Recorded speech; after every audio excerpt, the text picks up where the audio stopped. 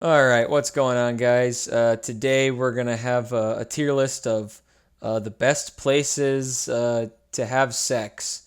So here we got places to have sex, and here is, you know, how good they would be. Wait a minute, we're missing something. There we go. Now we're good to go. We couldn't go last time because there was no F tier, but yeah, now we got an F tier. So, anyways, let's get started. First is a hammock.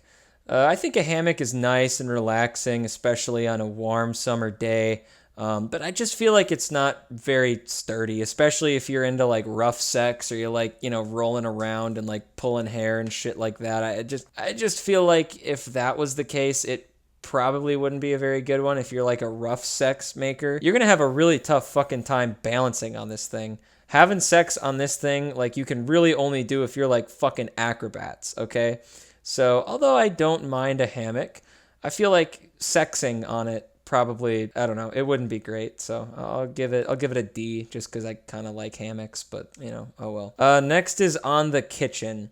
The kitchen is the place where you prepare your food. And I don't know about you, but I feel like a big old fat busted nut all over where, I'm going to cook my fucking mac and cheese later doesn't sound too great in my opinion. But as for the experience of fucking in the kitchen, I feel like it's pretty good because you've got all the kitchen utensils right there, just to use, so you got a bunch of toys that are right there. One thing I do wonder though, if you start a kitchen fire and you bust a fat fucking nut all over that fire, does it put the fire out?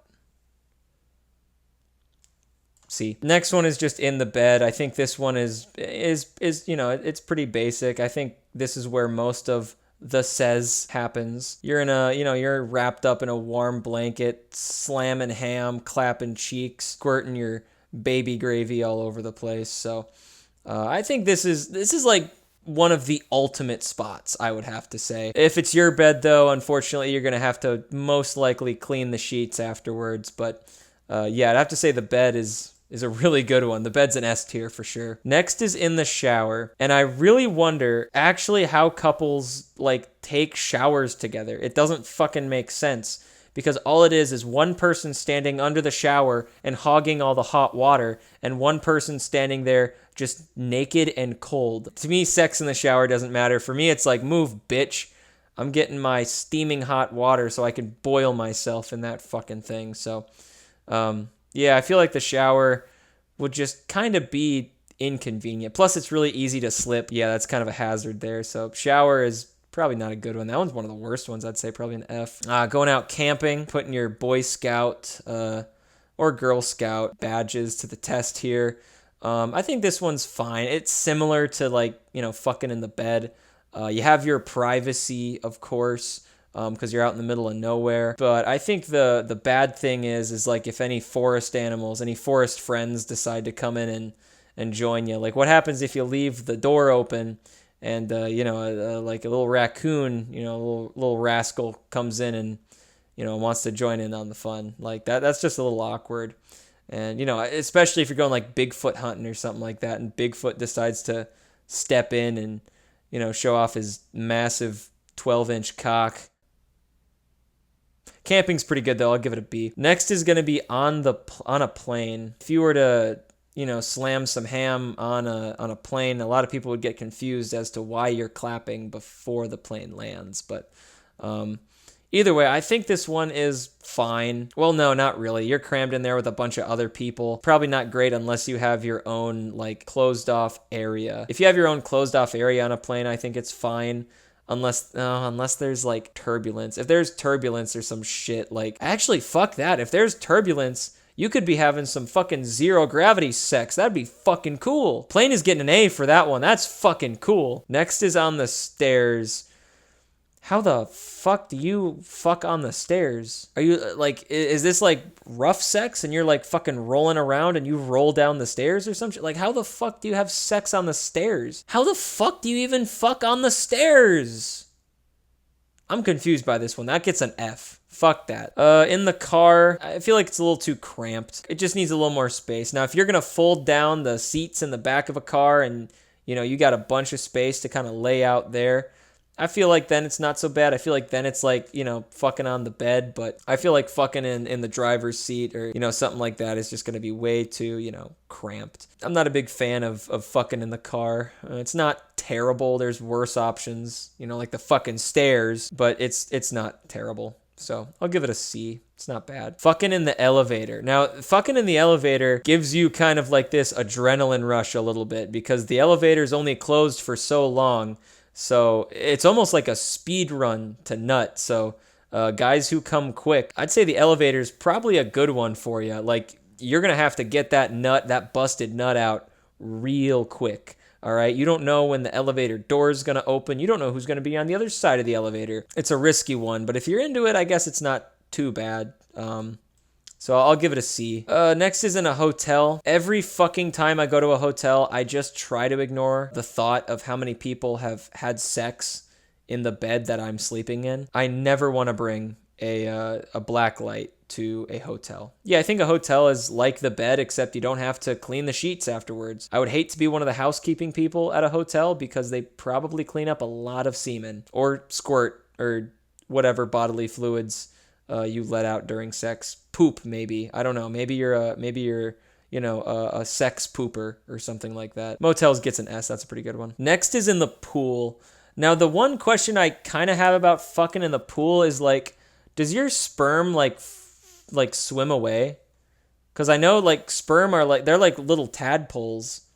So they like swim away and like, I don't know, become their own little like organisms or something like that. Yeah, I just don't know about that one. I don't know. I feel like, again, this one would be kind of close to like a plane with turbulence where you could get almost like zero gravity fucking in the pool. So I think that's pretty fucking cool. I'm going to give the fucking in the pool, I'm going to give it an A. Next one is going to be on the beach. Laying down in the sun, quick, clap some cheeks, and then go back to tanning.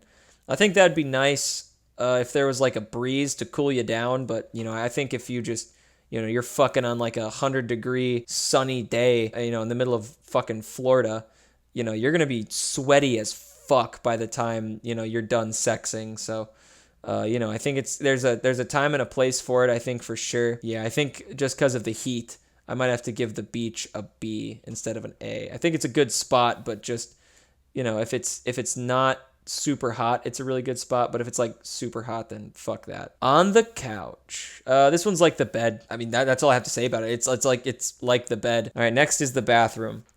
This is a genuine like thing.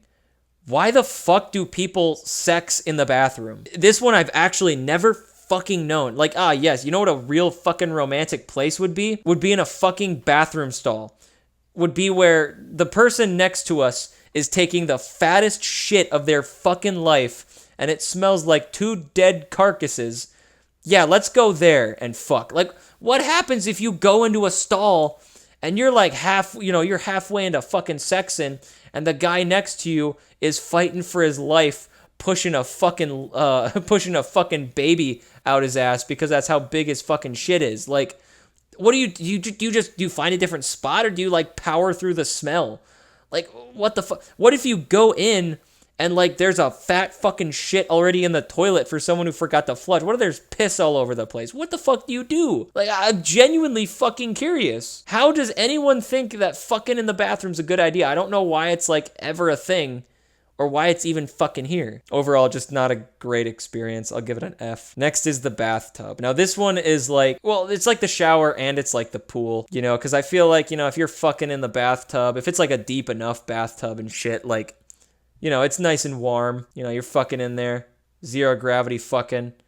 The only bad part is like, fuck, dude, afterwards, you just kind of got to drain the fucking bath. Like, what, are you going to have the little sperms swimming around? Gonna finish my bath here. God, I hate when someone interrupts my bubble bath to try and clap some cheeks. It's a little better than a shower though. I'll give it a D. And lastly is at the movie theater. Bitch, I fucking paid for the movie. I am fucking watching the movie. Don't show me your tits. Don't show me your ass. We're doing that after the movie, all right? I paid for this ticket to Five Nights at Freddy's, all right? We're watching fucking Five Nights at Freddy's, all right? We're fucking afterwards in my bed. Yeah, plus there's a bunch of people around in the movie theater. You don't clap until the movie's over. That's the rule. Yeah, movie theater's not a great one, but it's not the worst, I'd say. This is the tier list for best places to have sex. If you're fucking in any one of these, I lose respect for you. But if you're fucking here, those are some good spots, I think. So, but anyways, yeah, that's it.